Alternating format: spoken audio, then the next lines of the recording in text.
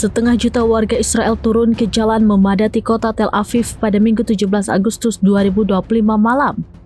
Mereka mendemo Perdana Menteri Israel Benjamin Netanyahu menuntut diakhirnya perang di Gaza. Aksi itu dilakukan setelah Kabinet Keamanan Israel menyetujui rencana operasi militer baru di kota Gaza.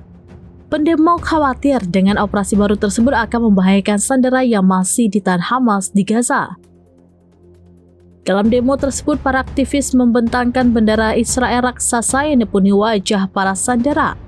Mereka memblokir jalan utama di Tel Aviv dan membakar ban hingga menyebabkan kemacetan total.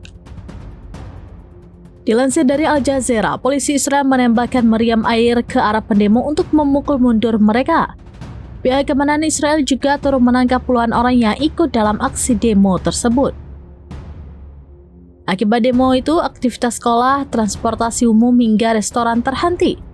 Sejumlah bisnis dan pemerintahan kota di seluruh Israel juga turut menghentikan operasional sebagai bentuk solidaritas terhadap aksi unjuk rasa.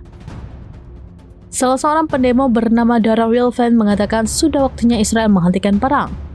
Ia juga menilai bahwa saat ini sudah waktunya Israel pulih dan bergerak menuju Timur Tengah yang lebih stabil.